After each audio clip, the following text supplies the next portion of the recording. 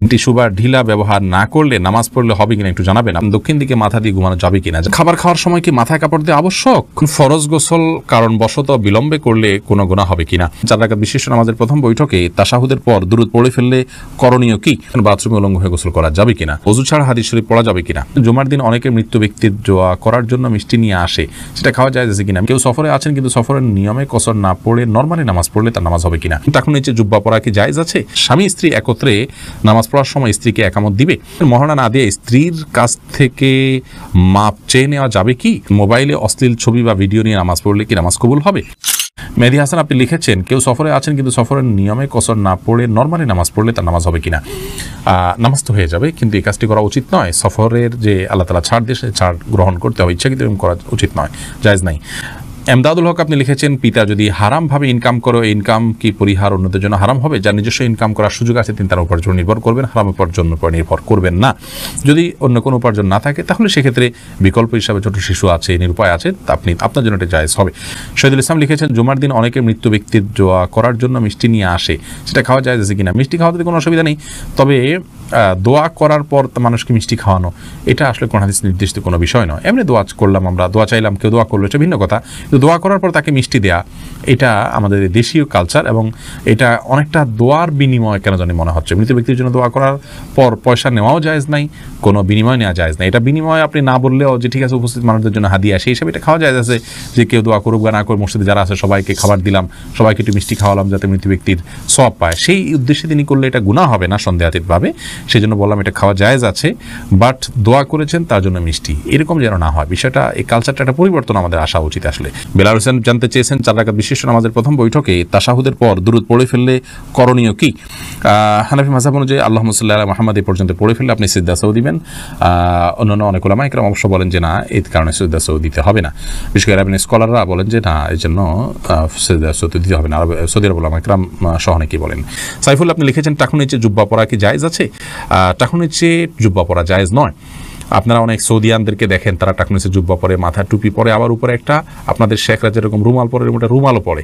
তো এটা দেখে আপনারা হয়তো মনে করেন যে এই জুব্বা পরা বোধহয় জায়েজ আছে। না ভাই, মা আসফা মিনাল কাবাইনি মিনাল ইজারি ফিন্নার, নবী ইসলামের কোনো হাদিস আছে মা আসফা মিনাল কাবাইনি ফিন্নার, উপর দিক থেকে যে সমস্ত পোশাকগুলো যায়, সেটা লুঙ্গি হোক, জুব্বা হোক, এমনকি পায়জামা যদি হয়, সেটা যেগুলো উপরে পড়ার, সেগুলো যদি টাকনু নিচে যায় সেটা হারাম হবে। আর যেগুলো থাকেই টাকনু থেকে নিচের অংশ, যেমন মোজা, সেটা জায়েজ হবে। বা মোজার সাথে যদি আপনার পাজামা বা প্যান্ট ওরকম অ্যাটাচ থাকে, ওরকম অনেকে ডিউটি পোশাক হিসাবে থাকে, সেগুলো থাকলে সেটা জায়েজ হবে। মোহাম্মদ ইসলাম রুবেল আপনি প্রশ্ন করছেন, বাথরুমে উলঙ্গ হয়ে গোসল করা যাবে কিনা? ভাই রুবেল, বাথরুমে উলঙ্গ হয়ে যদি কেউ গোসল করেন তাহলে তাতে কোনো বড় গুনাহ বা কবিরা গুনাহ হবে না, বড় কোনো পাপ হবে না। তবে এই কাজটি অনুত্তম এবং ভালো নয় আমাদের জন্য, জাস্ট এইটুকু আমরা বলতে পারি।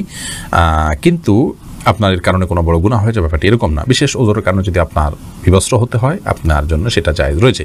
এবং নয়বা রহমাহুল্লাহ সহিহ মুসলিমের শরার মধ্যে তিনি ব্যাখ্যার মধ্যে তিনি লিখেছেন যে গোসল করার সময় লুঙ্গি বা গামছা বা এই জাতীয় কোনো কিছু দিয়ে গোসল করাটা হলো উত্তম, এতে কোনো সন্দেহ নেই। তবে যদি প্রয়োজন হয় তাহলে সেক্ষেত্রে উন্মুক্ত করে, অর্থাৎ আপনার সম্পূর্ণ বিবস্ত্র হয়ে গোসল করা জায়েজ আছে। একটি হাদিস এরকম রয়েছে, নবী সাল্লাল্লাহু আলাইহি ওয়াসাল্লাম বলেছেন যে আল্লাহ তাআলাকে কেউ যদি নাও দেখে তো আল্লাহ তাআলাকে অন্তত লজ্জা করা উচিত, লজ্জাশীলতা থাকা উচিত। এই জন্য এরকমটি প্রয়োজন হলে করা যাবে, আর প্রয়োজন ছাড়া এরকম করাটা অনুচিত, অনুত্তম, ভালো কাজ নয়। প্রয়োজন হলে করা যাবে। তার আরেকটা দলিল হলো সহিহ বুখারীতে বর্ণিত হয়েছে যে আইয়ুব আলাইহিস সালাম তিনি একবার সমস্ত কাপড় চোপড় খুলে তারপর গোসল করেছেন।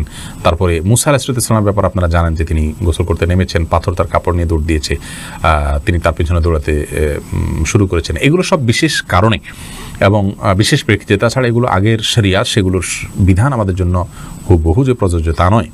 আমাদের জন্য অনুত্তম হবে কাপড় চোপড় একদম খুলে গোসল করাটা, তবে হারাম নয়। এরপর সামিতা জেরিন আপনি লিখেছেন, অজু ছাড়া হাদিস শরীফ পড়া যাবে কিনা? জি, হাদিস পড়তে পারেন। হাদিস পাঠ করার জন্য অজু এটা জরুরি নয়।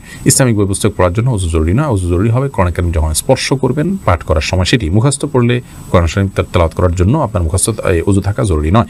আর রাশেদ খান লিখেছেন, মহারণা না দিয়ে স্ত্রীর কাছ থেকে মাপ চেয়ে নেওয়া যাবে কি? স্ত্রীর কাছ থেকে মহানা না চেয়ে মাফ চেয়ে নিলে সেটা জায়েজ হবে, কিন্তু আপনি বিয়ের আগে থেকে প্ল্যান করছেন যে আমি বাসর রাতে স্ত্রীর কাছে মাফ চেয়ে নেবে, এটা তো ছোট লোকই, এটা তো স্পষ্ট ছোট লোকই। আপনাকে বিয়ে করতে গিয়ে বলেছে যদি আপনি মহানা দেওয়ার ক্ষমতা না থাকে, হ্যাঁ আপনি দেওয়ার ক্ষমতা ছিল, প্ল্যান ছিল, কোনো কারণে হয়ে উঠলো না, আপনি তখন মাফ চান, একটা ব্যাপার। সন্দেহাতীতভাবে আপনার স্ত্রী যদি আপনাকে সন্তুষ্ট চিত্তে মাফ করে দেন তাহলে মাফ হয়ে যাবে। সূরা নিসা 24 নম্বর আয়াতে আল্লাহ বলেছেন ওয়ালা জুনাহা আলাইকুম ফিমা তারাদাইতুম বিহি মিন বাদিল ফরিদা, অর্থাৎ নির্দিষ্ট মহর ধার্য করার পর তোমরা যেটা উপরে সন্তুষ্ট হবে উভয় পক্ষ, সেটাতে কোনো অসুবিধা নেই। কোরআন কারীমে অন্য আয়াতে আল্লাহ তাআলা আরও বলেছেন যে তোমাদের স্ত্রী যদি তোমাদেরকে কোনো ছাড় দেন মহর ব্যাপারে তাহলে সেক্ষেত্রে ফাকুলুহু হানিআম মারিআ, তাহলে সেই ছাড় তোমরা গ্রহণ করতে পারো। কিন্তু আমার জানা নাই যে কোনো সাহাবী মহর ধার্য হওয়ার পরে স্ত্রীর কাছে মাপ চাইছেন যে আমাকে মাফ করে দাও, এটা আমাদের কাপুরুষতা। এখন আসলে পৃথিবীতে ভাবের অভাব, ধরার সময় 10 লাখ 20 লাখ ধরি ভাবের জন্য, এরপরে মাপ চাই আমরা তলে তলে, এটা উচিত নয়, এটা কাপুরুষতা, এবং আগে থেকে সেজন্য আমাদের প্ল্যান থাকা উচিত। বাকি মৌলিকভাবে যদি স্ত্রীর কাছে আপনি মাপ চান, আপনি যদি মন থেকেই মাফ করে দেন আপনার মাফ হয়ে যাবে ইনশাআল্লাহ। স্বামী স্ত্রী একত্রে নামাজ পড়ার সময় স্ত্রীকে একামত দিবে না, স্বামী স্ত্রী একত্রে যদি জামাতের সাথে সালাত আদায় করেন তাহলে সেক্ষেত্রে স্বামী নিজে একামত দিবেন, তিনি নিজেই ইমামতি করবেন, স্ত্রী একামত দিবেন, স্বামী ইমামতি করবেন, ব্যাপারটা কিন্তু সেরকম নয়।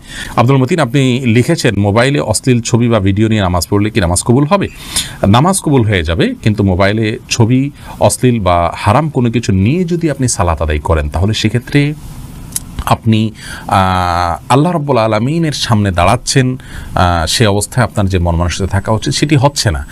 আর এই অশ্লীল কোনো কিছু আপনার মোবাইলে যদি থাকে, খারাপ কোনো কিছু যদি থাকে, তাহলে সেটা সালাতরত অবস্থায় থাকলে সেটা যেরকম অপরাধ, ঠিক একইভাবে সালাতের বাইরেও সেটা থাকাটা আপনার জন্য অপরাধ। বিধায় এর কারণে সালাতে কোনো প্রকার ব্যাঘাত হবে না। সালাতে যদি আপনি মনোযোগ দিয়ে সালাতের যে অন্যান্য শর্ত আছে সেগুলো আপনি পূরণ করে সালাত আদায় করেন তাহলে সালাত তো হয়ে যাবে, বাট এই হারামটা আলাদা একটা আপনার জন্য ক্ষতিকর, আপনার সালাতের মধ্যে মনোযোগ নষ্ট হতে পারে, সেজন্য মোবাইল থেকে হারাম জিনিস এমনিতে সরিয়ে ফেলা উচিত, তবে সালাতের এটার কারণে কোনো ক্ষতি হবে না। জুলকারনাইন আপনি লিখেছেন ফরজ গোসল কারণবশত বিলম্বে করলে কোনো গুনাহ হবে কিনা? গোসল বিলম্ব করলে কোনো গুনাহ হবে না, তবে ফরজ গোসল যদি আপনি দেরিতে করতে চান পরবর্তী ফরজ নামাজের আগে আগে আপনাকে করে ফেলতে হবে। আর মাঝে যদি অন্য কাজ করতে চান, রাতে গোসল ফরজ হয়েছে, আপনি ফজরের নামাজের আগ মুহূর্তে গোসল করবেন, তাহলে মাঝে অন্য কাজের জন্য এমনকি ঘুমানোর জন্য ওযু করে ঘুমানোটা হলো সুন্নাহ, নবী সাল্লাল্লাহু আলাইহি ওয়াসাল্লাম এটি করতেন, এটি করা ভালো। বাকি গোসল তৎক্ষণাৎ করে ফেলতে হবে, কোনো বাধ্যবাধকতা নেই। গোসল ফরজ গোসল না করে অন্য কাজ কাম করলে মেয়েদের উপরে অনেক রকমের প্রেশার আমাদের সমাজ থেকে আসে, তো এটা উচিত নয়। এটা ছেলে মেয়ে সবার জন্য ইসলাম জায়েজ রেখেছে, ওযু করে তিনি অন্য কাজ করতে পারেন, কিন্তু যথাসম্ভব দ্রুত ফরজ গোসল করে, ফরজ যেহেতু রয়েছে দ্রুত গোসল করে ফেলতে পারে সেটা ভালো, কিন্তু অন্য কাজ করা যাবে না এমন কোনো কথা নেই। মাহফুজ বিন জাহাঙ্গীর আপনি লিখেছেন আসরের পর থেকে মাগরিবের আগ পর্যন্ত পড়াশোনা করলে নাকি সমস্যা হয়, কথাটা সত্য না, এটা মন গড়া বিষয়, এমন কোনো কথা নেই, আলোর মধ্যে থেকে আপনি পড়তে পারেন। আরাফাত সানি আপনি লিখেছেন দক্ষিণ দিকে মাথা দিয়ে ঘুমানো যাবে কিনা? যাবে, কোনো অসুবিধা নেই। এরপর সাদিয়া বিনতে আজাদ লিখেছেন খাবার খাওয়ার সময় কি মাথায় কাপড় দেওয়া আবশ্যক? না বোন, খাবার খাওয়ার সময় আমরা মাথায় কাপড় দিতে বাধ্য নই, কারণ হাদিস আমাদেরকে এরকম নির্দেশ দেয় না যে ছেলে হোক মেয়ে হোক নারী হোক পুরুষ হোক খাবার সময় আমাদেরকে টুপি দিতে হবে। অনেকে দেখা যায় খেতে বসলে টুপিটা তালাশ করে, আমার টুপিটা দাও আমি খেতে বসবো, অনেকে মনে করেন মাথায় কাপড় দিয়ে তারপরে খেতে হয় না, এমন কোনো বাধ্যবাধকতা নেই। খাওয়ার সময় আপনার মাথা খালিও থাকতে পারে, ঢেকেও আপনি খেতে পারেন, এ বিষয়ে কোনো বিশেষ নিষেধাজ্ঞা নেই। রদ্দুল মুখতারি লেখা হয়েছে যে ওয়ালা বাসা বিল আকলি মুত্তাকিয়ান ও মাকসুফার রাসি, অর্থাৎ গ্রহণযোগ্য মত অনুযায়ী উন্মুক্ত মাথায় অর্থাৎ খালি মাথায় বসে খেতে কোনো অসুবিধা নেই। এমনি শাকিল ইসলাম লিখেছেন টিস্যু বা ঢিলা ব্যবহার না করলে নামাজ পড়লে হবে কিনা একটু জানাবেন। আপনি যদি পবিত্রতা অর্জন করেন পানি দিয়ে এবং ভালোভাবে করেন, আপনি নিশ্চিত হন যে আর পেশাব বের হয়নি, তাহলে সেক্ষেত্রে আপনার নামাজ হয়ে যাবে।